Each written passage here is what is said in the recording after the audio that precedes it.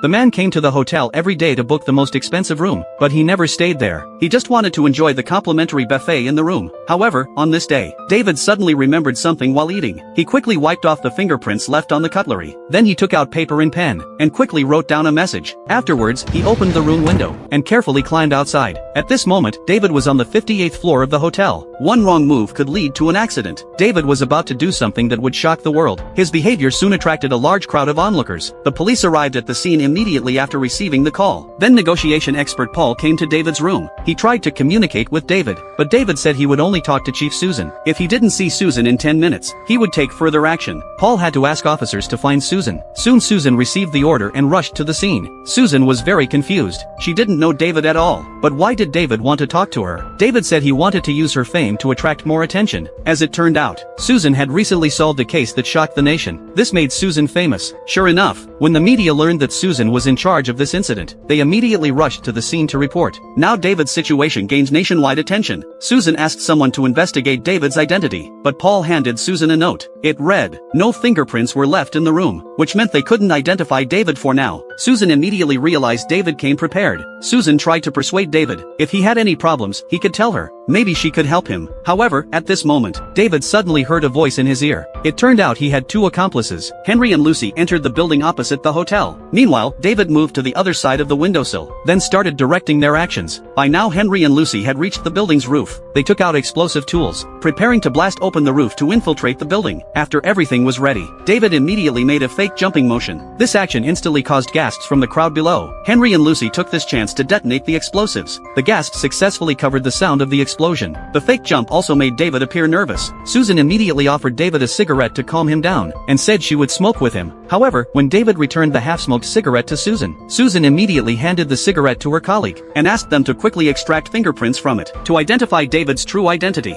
Meanwhile, Henry and Lucy successfully entered the building's ventilation ducts. After crawling out of the ducts, Henry opened the control box to make the elevator rise to the top floor, then successfully reached the target floor through the elevator shaft. To avoid being caught on camera, Henry first took out a skateboard. Then Lucy took out a cloth the same color as the floor to cover Henry. However, the security guards in the monitoring room were watching the news, completely unaware of the abnormal surveillance footage. This way Henry slid all the way under the cameras. He took a photo of the corridor from the camera's angle. After printing it, Henry placed the photo in front of the camera. But just when they thought they could execute the plan smoothly, a new problem arose. There was also a sensor installed above the corridor.